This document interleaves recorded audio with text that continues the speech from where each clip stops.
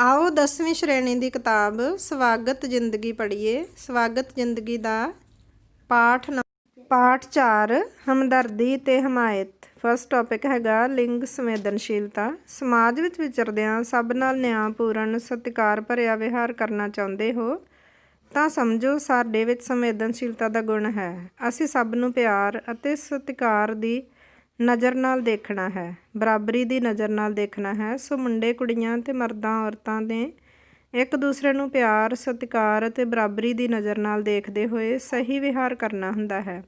ਜਿਸ ਤਰ੍ਹਾਂ ਨਾਲ ਵੇਦਨਾ ਸ਼ਬਦ ਦਾ ਅਰਥ ਹੁੰਦਾ ਸੀਮਤ ਹੁੰਦਾ ਹੈ ਆਪਣੇ ਨਿੱਜੀ ਦੁੱਖ, ਉਸੇ ਤਰ੍ਹਾਂ ਸੰਵੇਦਨਾ ਦਾ ਅਰਥ ਵਿਸ਼ਾਲ ਹੈ, ਸਭ ਦਾ ਸਮੂਹਿਕ ਦਰਦ ਸਮਝਣਾ। ਅਗਰ ਅਸੀਂ ਆਪਣੇ ਘਰ ਵਿੱਚ ਵੇਖੀਏ ਤਾਂ ਅਕਸਰ ਭੈਣ ਭਰਾਵਾਂ ਨੂੰ ਇਹ ਸ਼ਿਕਾਇਤ ਹੁੰਦੀ ਹੈ ਕਿ ਉਸ ਦੇ ਮਾਪੇ ਉਸ ਨਾਲੋਂ ਦੂਸਰੇ ਨੂੰ ਵੱਧ ਪਿਆਰ ਕਰਦੇ ਹਨ। ਸਕੂਲ ਵਿੱਚ ਵੀ ਅਕਸਰ ਹੀ ਮੁੰਡਿਆਂ ਵੱਲੋਂ ਇਹ ਸ਼ਿਕਾਇਤ ਕੀਤੀ ਜਾਂਦੀ ਹੈ ਕਿ ਕੁੜੀਆਂ ਨੂੰ ਮਨੀਟਰ ਕਿਉਂ ਬਣਾਇਆ ਜਾ ਰਿਹਾ ਹੈ। ਤਾਂ ਇਸ ਤਰ੍ਹਾਂ ਦੇ ਮੁੱਦੇ ਅਸਲ ਵਿੱਚ ਸਾਡੀ ਲਿੰਗ ਸੰਵੇਦਨਸ਼ੀਲਤਾ ਨਾ ਹੋਣ ਦੇ ਸੂਚਕ ਹਨ। ਆਓ ਇਸ ਪੱਖੋਂ ਸੰਵੇਦਨਸ਼ੀਲ ਬਣੀਏ, ਜਿਸ ਲਈ ਕੁਝ ਕਿਰਿਆਵਾਂ ਕਰਾਂਗੇ। ਪਹਿਲੀ ਕਿਰਿਆ, ਉਹ ਕਿਹੜੇ ਕੰਮ ਹਨ ਜੋ ਤੁਹਾਡੇ ਮਾਤਾ ਜੀ ਕਰਦੇ ਹਨ। ਪ੍ਰਸ਼ਨ ਨੰਬਰ 2, ਉਹ ਕਿਹੜੇ ਕੰਮ ਹਨ ਜੋ ਤੁਹਾਡੇ ਪਿਤਾ ਜੀ ਕਰਦੇ ਹਨ। ਪ੍ਰਸ਼ਨ ਨੰਬਰ 3, ਤੁਸੀਂ ਆਪਣੇ ਮਾਤਾ ਜੀ ਨਾਲ ਕਿੰਨਾ ਕੰਮਾਂ ਵਿੱਚ ਹੱਥ ਵਟਾਓਗੇ। ਪ੍ਰਸ਼ਨ ਨੰਬਰ 4, ਤੁਸੀਂ ਆਪਣੇ ਪਿਤਾ ਜੀ ਨਾਲ ਕਿੰਨਾ ਕੰਮਾਂ ਵਿੱਚ ਹੱਥ ਵਟਾਓਗੇ। ਵੇਖੋ ਬੱਚਿਓ, ਇਹ ਕੋਈ ਜ਼ਰੂਰੀ ਨਹੀਂ ਕਿ ਕੁੜੀਆਂ ਨੇ ਮਾਵਾਂ ਨਾਲ ਅਤੇ ਮੁੰਡਿਆਂ ਨੇ ਆਪਣੇ ਪਿਤਾ ਦੇ ਨਾਲ ਹੀ ਕੰਮ ਵਿੱਚ ਮਦਦ ਕਰਨੀ ਹੈ। ਅਸਲ ਵਿੱਚ ਹੁਣ ਤੁਸੀਂ ਦੋਹਾਂ ਨੇ ਹੀ ਆਪਣੇ ਮਾਂ-ਬਾਪ ਦੇ ਕੰਮਾਂ ਵਿੱਚ ਹੱਥ ਵਟਾਉਣਾ ਹੈ। ਤੁਸੀਂ ਆਪਣੇ ਘਰ ਵਿੱਚ ਰਲ ਕੇ ਇੱਕ ਬਗੀਚੀ ਜਾਂ ਪੌਦੇ ਲਗਾਓਗੇ। ਇਸ ਕੰਮ ਦੇ ਵਿੱਚ ਕੁੜੀਆਂ ਵੀ ਆਪਣੇ ਪਿਤਾ ਨਾਲ ਬਾਗਬਾਨੀ ਵਿੱਚ ਸਹਿਯੋਗ ਕਰਨ। ਅਸਲ ਵਿੱਚ ਕੁਦਰਤ ਨੇ ਮੁੰਡੇ ਅਤੇ ਕੁੜੀਆਂ ਲਈ ਅਲੱਗ-ਅਲੱਗ ਕੰਮ ਨਹੀਂ ਬਣਾਏ, ਇਹ ਤਾਂ ਸਮਾਜ ਨੇ ਹੀ ਆਪਣਾ ਦ੍ਰਿਸ਼ਟੀਕੋਣ ਬਣਾਇਆ ਹੈ, ਜਿਸ ਨੂੰ ਲੋੜ ਅਨੁਸਾਰ ਬਦਲਣ ਦੀ ਲੋੜ ਹੈ। ਮੁੰਡੇ ਅਤੇ ਕੁੜੀਆਂ ਦੋਵੇਂ ਹੀ ਖੂਬ ਵਿਕਾਸ ਕਰ ਸਕਣ। ਅਗਲਾ ਟੌਪਿਕ ਹੈ ਲੋੜਾਂ ਅਤੇ ਇੱਛਾਵਾਂ ਦਾ ਪ੍ਰਗਟਾਵਾ। ਪਿਆਰੇ ਬੱਚਿਓ, ਲੋੜਾਂ ਅਤੇ ਇੱਛਾਵਾਂ ਜੀਵਨ ਬਿਤਾਉਣ ਲਈ ਬਹੁਤ ਜ਼ਰੂਰੀ ਹਨ, ਪਰ ਇੱਛਾਵਾਂ ਇੰਨੀਆਂ ਵੀ ਨਾ ਵੱਧ ਜਾਣ ਕਿ ਸਾਡਾ ਜਿਉਣਾ ਔਖਾ ਕਰ ਦੇਣ। ਇੱਛਾਵਾਂ ਨੂੰ ਕਿਸੇ ਸੱਭਿਅਕ ਸਮਾਜਿਕ ਸੀਮਾ ਦੇ ਵਿੱਚ ਰੱਖਣਾ ਜ਼ਰੂਰੀ ਹੁੰਦਾ ਹੈ। ਜੀਵਨ ਨੂੰ ਜਿਉਣ ਲਈ ਰੋਟੀ, ਕੱਪੜਾ ਅਤੇ ਮਕਾਨ, ਕੁੱਲੀ, ਗੁੱਲੀ ਅਤੇ ਜੁੱਲੀ ਦੀ ਇੰਨੀ ਜ਼ਰੂਰਤ ਹੈ ਜਿੰਨੀ ਲੋੜ ਹੈ ਚੰਗਾ ਜੀਵਨ ਜੀਣ ਦੀ। ਆਓ ਵੇਖੀਏ ਸਾਡੀਆਂ ਲੋੜਾਂ ਇੱਛਾਵਾਂ ਕਿਹੋ ਜਿਹੀਆਂ ਹਨ। ਕਿਤੇ ਇਹ ਮਾਪਿਆਂ ਲਈ ਪਰੇਸ਼ਾਨੀ ਦਾ ਕਾਰਨ ਤਾਂ ਨਹੀਂ। ਕਿਰਿਆ 1, ਤੁਸੀਂ ਕੀ ਚਾਹੁੰਦੇ ਹੋ ਕਿ ਅੱਜ ਤੋਂ 1 ਸਾਲ ਨੂੰ ਤੁਹਾਡੇ ਕੋਲ ਕੀ ਸਹੂਲਤ ਹੋਵੇ। ਬੱਚੇ, ਤੁਸੀਂ ਰਾਈਟ ਕਰਨਾ ਕਿ 1 ਸਾਲ ਬਾਅਦ ਤੁਹਾਡੇ ਕੋਲ ਕਿਹੜੀ ਚੀਜ਼ ਹੋਣੀ ਚਾਹੀਦੀ ਹੈ। ਕਿਰਿਆ 2, ਸਾਹਮਣੇ ਦਿੱਤੇ ਚਿੱਤਰ ਵਿੱਚ ਕੁਝ 10 ਚੀਜ਼ਾਂ ਪਈਆਂ ਹਨ। ਤੁਸੀਂ ਇਹਨਾਂ ਵਿੱਚੋਂ ਇੱਕ ਅਜਿਹੀ ਸਹੂਲਤ ਨੂੰ ਚੁਣਨਾ ਹੈ ਜਿਸ ਨਾਲ ਬਾਕੀ ਸਹੂਲਤਾਂ ਦੀ ਲੋੜ ਵੀ ਪੂਰੀ ਹੋ ਜਾਵੇ। ਬੱਚੇ, ਇਹਦੇ ਵਿੱਚ 10 ਚੀਜ਼ਾਂ ਬਣੀਆਂ ਹੋਈਆਂ ਫਿਗਰ ਦੇ ਵਿੱਚ। ਇਹਦੇ ਵਿੱਚੋਂ ਤੁਸੀਂ ਉਹ ਚੀਜ਼ ਚੁਣਨੀ ਹੈ ਜਿਹਦੇ ਨਾਲ ਸਾਰੀਆਂ ਹੀ ਚੀਜ਼ਾਂ ਤੁਹਾਡੇ ਕੋਲ ਆਪਣੇ ਆਪ ਹੀ ਆ ਜਾਣ। ਇਹ ਬਿਲਕੁਲ ਦਿਮਾਗ ਦੇ ਨਾਲ ਸੋਚ ਕੇ ਇਸ ਚੀਜ਼ ਨੂੰ ਕਰਨਾ। ਘੱਟ ਖਰਚੇ ਵਿੱਚ ਘੱਟ ਸਾਧਨਾਂ ਨਾਲ ਵੀ ਅਸੀਂ ਵੱਧ ਲੋੜਾਂ ਪੂਰੀਆਂ ਕਰ ਸਕਦੇ ਹਾਂ। ਇੱਛਾਵਾਂ ਦੀ ਗਿਣਤੀ ਬੇਸ਼ੱਕ ਘਟਾਓ, ਪਰ ਪੱਧਰ ਨਹੀਂ। ਤੁਹਾਡੀਆਂ ਇੱਛਾਵਾਂ ਸਮਾਜ ਦੀ ਭਲਾਈ ਵਿੱਚ ਨੇਕ, ਵਿਲੱਖਣ ਅਤੇ ਮਹਾਨ ਹੋਣ। ਹੁਣੇ ਹੀ ਅਜਿਹੀ ਇੱਕ ਇੱਛਾ ਜ਼ਰੂਰ ਧਾਰੋ, ਜਿਵੇਂ ਕਿ ਰੁੱਖ ਬਚਾਉਣਾ, ਮਾਪਿਆਂ ਦੀ ਸੇਵਾ, ਵਾਤਾਵਰਨ ਸੰਭਾਲ, ਸਾਰੀ ਉਮਰ ਨਸ਼ਿਆਂ ਤੋਂ ਦੂਰ ਰਹਿਣਾ।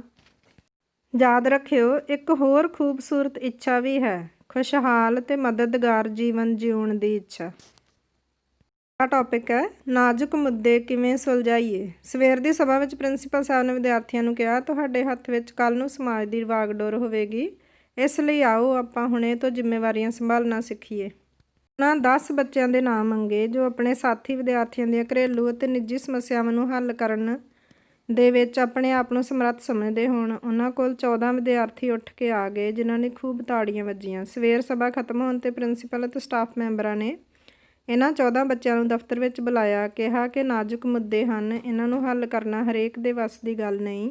ਤੌਰ 'ਤੇ ਜਿਵੇਂ ਘਰ ਪਰਿਵਾਰ ਦੇ ਨਿੱਜੀ ਮਾਮਲੇ, ਕਿਸੇ ਫਿਰਕੇ, ਕਬੀਲੇ ਜਾਂ ਧਰਮ ਸੰਬੰਧੀ ਕੋਈ ਗੱਲ ਜਾਂ ਭਾਸ਼ਾਈ ਮਾਮਲੇ, ਇਹਨਾਂ ਨੂੰ ਹੱਲ ਕਰਦਿਆਂ ਸਹੀ ਸ਼ਬਦਾਵਲੀ ਅਤੇ ਸਹਿਜ ਸਮਝ ਅਤੇ ਸੂਝ ਦੀ ਜ਼ਰੂਰਤ ਹੁੰਦੀ ਹੈ। ਇੱਕ ਬੱਚੇ ਦਾ ਕਹਿਣਾ ਸੀ ਕਿ ਉਹਨਾਂ ਦੇ ਘਰ ਵਿੱਚ ਕਦੇ-ਕਦੇ ਐਵੇਂ ਹੀ ਤਣਾਅ ਬਣ ਜਾਂਦਾ ਹੈ। ਇੱਕ ਲੜਕੀ ਦੱਸ ਰਹੀ ਸੀ ਕਿ ਉਸਦੇ ਗੁਆਂਢ ਵਿੱਚ ਇੱਕ ਮੁੰਡੇ ਨੇ ਕੁਝ ਗਲਤ ਕਮੈਂਟ ਕਰਦੇ ਹਨ। ਇੱਕ ਲੜਕਾ ਦੱਸ ਰਿਹਾ ਸੀ ਕਿ ਉਹਨਾਂ ਦੇ ਸਾਹਮਣੇ ਵਾਲੀ ਕਲਾਸ ਵਿੱਚ ਇੱਕ ਛੋਟੇ ਜਿਹੇ ਮੁੰਡੇ ਨੂੰ ਵੱਡੇ ਪਰਦੇਸੀ ਮੁੰਡੇ ਕਹਿ ਕੇ ਗਾਲਾਂ ਕੱਢਦੇ ਹਨ। ਇੱਕ ਕੁੜੀ ਨੇ ਆਪਣੀ ਗਲੀ ਵਿੱਚ ਕੁਝ ਲੋਕਾਂ ਦੇ ਗਲਤ ਸੰਬੰਧਾਂ ਵੱਲ ਧਿਆਨ ਦਿਵਾਇਆ, ਜਿਸ ਕਾਰਨ ਅਕਸਰ ਉਹਨਾਂ ਦੇ ਘਰ ਝਗੜਾ ਰਹਿੰਦਾ ਸੀ। ਸਕੂਲ ਕਾਉਂਸਲਰ ਖੁਸ਼ਮਿੰਦਰ ਸਿੰਘ ਨੇ ਵਿਦਿਆਰਥੀਆਂ ਨੂੰ ਕਿਹਾ, ਹੁਣ ਤੁਹਾਨੂੰ ਇਹ ਤਾਂ ਪਤਾ ਲੱਗ ਗਿਆ ਕਿ ਕਿਸ ਤਰ੍ਹਾਂ ਦੇ ਗੰਭੀਰ ਮਸਲੇ, ਵਿਸ਼ੇ ਜਾਂ ਕਹਿ ਲਓ ਕਿ ਨਾਜ਼ੁਕ ਮੁੱਦੇ ਹੁੰਦੇ ਹਨ। ਇਹਨਾਂ 'ਚ ਬਹੁਤਿਆਂ ਦਾ ਹੱਲ ਇੱਕਦਮ ਜਾਂ ਧੱਕੇ ਨਾਲ ਨਹੀਂ ਕੀਤਾ ਜਾ ਸਕਦਾ। ਸੋ ਇਹਨਾਂ ਨੂੰ ਹੱਲ ਕਰਨ ਦੇ ਲਈ ਸਬਰ, ਸੰਤੋਖ ਦਾ ਗਿਆਨ ਹੋਣਾ, ਸਹੀ ਭਾਸ਼ਾ ਦਾ ਹੋਣਾ, ਸਮੱਸਿਆ ਦੇ ਮੂਲ ਕਾਰਨਾਂ ਦਾ ਪਤਾ ਕਰਨਾ, ਦੂਜੇ ਬੰਦੇ ਨੂੰ ਸਤਿਕਾਰ ਨਾਲ ਸੁਣਨਾ, ਸੂਝ-ਬੂਝ ਤੇ ਸਹਿਜ ਨਾਲ ਫੈਸਲਾ ਲੈਣਾ ਜ਼ਰੂਰੀ ਹੈ। ਫੈਸਲੇ ਕਿਸੇ ਉੱਪਰ ਥੋਪਣਾ ਨਹੀਂ, ਬਲਕਿ ਉਹਨਾਂ ਦੇ ਮਾਹੌਲ ਬਣਾਉਣਾ ਚਾਹੀਦਾ ਹੈ। ਦੂਜਾ ਬੰਦਾ ਉਸ ਦੇ ਫੈਸਲੇ ਨੂੰ ਸਮਝ ਕੇ ਅਪਣਾਵੇ। ਨਾਜ਼ੁਕ ਮੁੱਦੇ ਸੁਲਝਾਉਂਦਿਆਂ ਸਭ ਤੋਂ ਪਹਿਲਾਂ ਆਪਣੇ ਆਪ ਨੂੰ ਉਸ ਸਥਿਤੀ ਵਿੱਚ ਰੱਖ ਕੇ ਸੋਚੋ ਜਿਸ ਸਥਿਤੀ ਵਿੱਚ ਉਹ ਬੰਦਾ ਖੁਦ ਫਸਿਆ ਹੋਇਆ ਹੈ। ਅਤੇ ਹਾਂ, ਇਹਨਾਂ ਨੂੰ ਸ਼ਰੇਆਮ ਉਛਾਲਣਾ ਜਾਂ ਆਲੇ ਦੁਆਲੇ ਰੌਲਾ ਪਾ ਕੇ ਨਹੀਂ ਭੰਡਣਾ ਚਾਹੀਦਾ। ਬਹੁਤ ਕੁਝ ਨਿੱਜੀ ਤੇ ਗੁਪਤ ਵੀ ਰੱਖਣਾ ਪੈ ਸਕਦਾ ਹੈ। ਬਹੁਤ ਵਧੀਆ ਲੱਗਿਆ ਸਰ, ਵਿਦਿਆਰਥੀਆਂ ਨੇ ਉੱਠਣ ਸਮੇਂ ਸਾਂਝੀ ਆਵਾਜ਼ ਵਿੱਚ ਕਿਹਾ। ਇਹਨਾਂ ਗੱਲਾਂ ਨਾਲ ਸਾਡੇ ਆਪਣੇ ਘਰ ਦੇ ਨਿੱਜੀ ਸਮੱਸਿਆਵਾਂ ਦਾ ਵੀ ਹੱਲ ਹੋਵੇਗਾ ਤੇ ਹੁਣ ਅਸੀਂ ਦੂਜਿਆਂ ਦਾ ਵੀ ਹੱਲ ਕਰਨ ਵਿੱਚ ਮਦਦ ਕਰਾਂਗੇ। ਬਿਲਕੁਲ ਠੀਕ। ਜੋ ਸਹੀ ਸਮੇਂ 'ਤੇ ਸਹੀ ਮਸਲਾ ਚੁੱਕਦਾ ਹੈ ਉਸ ਨੂੰ ਸਮਾਂ ਲੰਘ ਜਾਣ 'ਤੇ ਫਿਰ ਕਦੇ ਅਸਲਾ ਨਹੀਂ ਚੁੱਕਣਾ ਪੈਂਦਾ, ਆਖ ਕੇ ਪ੍ਰਿੰਸੀਪਲ ਨੇ ਮੀਟਿੰਗ ਖਤਮ ਕੀਤੀ। ਇਸ ਪ੍ਰਸ਼ਨ ਦਾ ਉੱਤਰ ਦਿਓ, ਨਾਜ਼ੁਕ ਮੁੱਦੇ ਕੀ ਹੁੰਦੇ ਹਨ? ਸੈਕੰਡ, ਉਸ ਦੇ ਨਿਪਟਾਰੇ ਲਈ ਕਾਉਂਸਲਰ ਨੇ ਕਿਹੜੀਆਂ ਗੱਲਾਂ ਸੁਝਾਈਆਂ? ਪ੍ਰਸ਼ਨ ਨੰਬਰ 3, ਪ੍ਰਿੰਸੀਪਲ ਨੇ ਵਿਦਿਆਰਥੀਆਂ ਦੀ ਇਹ ਕਮੇਟੀ ਕਿਉਂ ਬਣਾਈ? ਕਿਰਿਆ, ਇਸ ਬੰਦ ਮੁੱਠੀ 'ਚ ਨਾਜ਼ੁਕ ਮੁੱਦੇ ਹਨ। ਹੇਠਲੇ ਚਿੱਤਰ ਵਿੱਚ ਖੁੱਲ੍ਹੇ ਹੱਥ ਦੀਆਂ 5 ਉਂਗਲੀਆਂ ਵਿੱਚ ਨਾਜ਼ੁਕ ਮਸਲੇ ਲਿਖੋ। ਮੁੱਠੀ ਨੂੰ ਬੰਦ ਰੱਖਣਾ ਕਾਉਂਸਲਰ ਸਾਹਿਬ ਦੀ ਕਿਹੜੀ ਸਿੱਖਿਆ ਵੱਲ ਇਸ਼ਾਰਾ ਕਰਦਾ ਹੈ? ਸਿੱਟਾ, ਮੁਸ਼ਕਿਲ, ਪੇਚੀਦਾ ਜਾਂ ਟੇਢੇ-ਮੇਢੇ ਮਸਲਿਆਂ ਦਾ ਜਲਦੀ ਹੱਲ ਕਰਨ ਦਾ ਯਤਨ ਨਹੀਂ ਕਰਨਾ ਚਾਹੀਦਾ। ਕਿਸੇ ਸਮਝਦਾਰ ਯੋਗ ਵਿਅਕਤੀ ਨਾਲ ਮਿਲ ਕੇ ਸਹਿਜ ਤੇ ਸ਼ਾਂਤੀ ਨਾਲ ਹੱਲ ਕਰਨਾ ਚਾਹੀਦਾ ਹੈ। ਨੈਕਸਟ ਟੌਪਿਕ ਹੈ ਸਭ ਨੂੰ ਸਵੀਕਾਰਨਾ। ਦੁਨੀਆ ਵਿੱਚ ਹਰ ਮਨੁੱਖ ਵਿਲੱਖਣ ਹੈ। ਅਸੀਂ ਜਿਵੇਂ ਸ਼ਕਲ ਸੂਰਤ ਵਿੱਚ ਇੱਕ ਦੂਜੇ ਤੋਂ ਅਲੱਗ ਹਾਂ, ਠੀਕ ਇਸੇ ਤਰ੍ਹਾਂ ਸਭ ਦੀ ਸ਼ਖਸੀਅਤ ਵੀ ਅਲੱਗ ਹੈ। ਚੰਗੇ ਆਪਸੀ ਸੰਬੰਧਾਂ ਲਈ ਜ਼ਰੂਰੀ ਹੈ ਕਿ ਅਸੀਂ ਦੂਜਿਆਂ ਨੂੰ ਉਸੇ ਰੂਪ ਵਿੱਚ ਸਵੀਕਾਰ ਕਰੀਏ ਜੋ ਉਸ ਦੀ ਸ਼ਖਸੀਅਤ ਹੈ। ਭਿੰਨਤਾ ਸਾਡੇ ਲਈ ਵਰਦਾਨ ਹੈ। ਅਸੀਂ ਅਕਸਰ ਦੇਖਦੇ ਹਾਂ ਕਿ ਚੰਗੇ ਦੋਸਤਾਂ ਦੀਆਂ ਸ਼ਖਸੀਅਤਾਂ ਅਕਸਰ ਵੱਖ-ਵੱਖ ਹੁੰਦੀਆਂ ਹਨ, ਇੱਕ ਬੋਲਣ ਵਾਲਾ ਤੇ ਦੂਜਾ ਸੁਣਨ ਵਾਲਾ। ਇਸ ਤਰ੍ਹਾਂ ਸਾਡੀ ਭਿੰਨਤਾ ਇੱਕ ਦੂਜੇ ਦੀ ਪੂਰਕ ਹੈ। ਅਸੀਂ ਜਦੋਂ ਦੂਸਰੇ ਨੂੰ ਸਵੀਕਾਰ ਕਰਦੇ ਹਾਂ ਉਸ ਦੇ ਰੂਪ ਵਿੱਚ ਤਾਂ ਉਸ ਤੋਂ ਬਹੁਤ ਕੁਝ ਸਿੱਖਦੇ ਵੀ ਹਾਂ। ਜੇਕਰ ਅਸੀਂ ਆਪਣੇ ਆਪ ਨੂੰ ਵੀ ਸਹੀ ਤੇ ਬਾਕੀਆਂ ਨੂੰ ਗਲਤ ਸਮਝਾਂਗੇ ਤਾਂ ਇਕੱਲੇ ਰਹਿ ਜਾਵਾਂਗੇ। ਵਿਦਿਆਰਥੀ ਜੀਵਨ ਵਿੱਚ ਮਿੱਤਰਤਾ ਦਾ ਵਿਸ਼ੇਸ਼ ਮਹੱਤਵ ਹੈ। ਮਿੱਤਰ ਨੂੰ ਉਸ ਦੇ ਪੂਰਨ ਰੂਪ ਵਿੱਚ ਸਵੀਕਾਰ ਕਰੋ।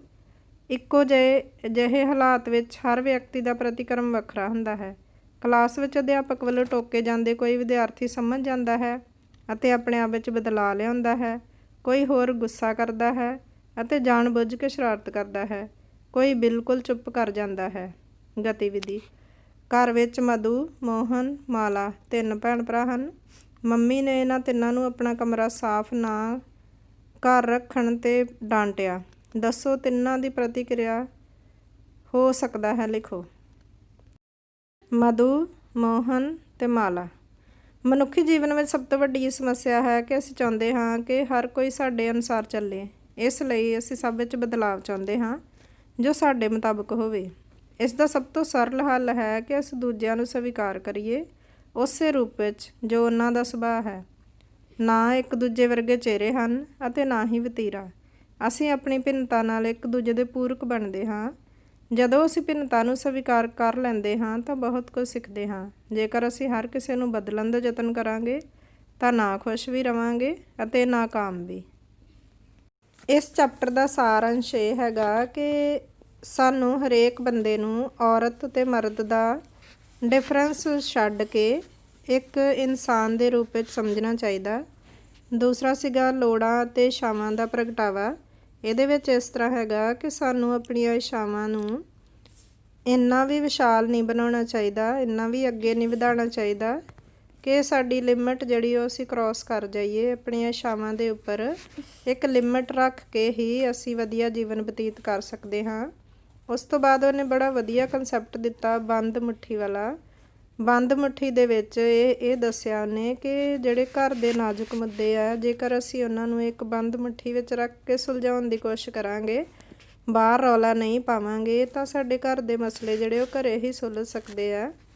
ਉਸ ਤੋਂ ਬਾਅਦ ਟੌਪਿਕ ਹੈਗਾ ਸਭ ਨੂੰ ਸਵੀਕਾਰਨਾ, ਕਿ ਜੇਕਰ ਤੁਹਾਡੀ ਲਾਈਫ ਦੇ ਵਿੱਚ ਕੋਈ ਵੀ ਅਦਰ ਪਰਸਨ ਆਉਂਦਾ ਆ ਅਤੇ ਉਸ ਨੂੰ ਉਸ ਦੀ ਸ਼ਖਸੀਅਤ ਦੇ ਨਾਲ ਹੀ ਸਵੀਕਾਰੋ। ਉਹਦੇ ਵਿੱਚ ਚੇਂਜ ਲਿਆਉਣ ਦੀ ਕੋਸ਼ਿਸ਼ ਕਰਾਂਗੇ ਤਾਂ ਉਸ ਦੇ ਨਾਲ ਉਹ ਬੰਦਾ ਵੀ ਦੁਖੀ ਹੋਵੇਗਾ ਤੇ ਅਸੀਂ ਵੀ ਦੁਖੀ ਹੋਵਾਂਗੇ। ਇਸ ਕਰਕੇ ਆਪਣੇ ਫਰੈਂਡ ਸਰਕਲ ਦੇ ਵਿੱਚ ਜਾਂ ਪਰਿਵਾਰ ਦੇ ਵਿੱਚ ਦੂਸਰੇ ਬੰਦੇ ਨੂੰ ਉਸ ਦੀ ਸ਼ਖਸੀਅਤ ਦੇ ਨਾਲ ਹੀ ਸਵੀਕਾਰ ਕਰੋ।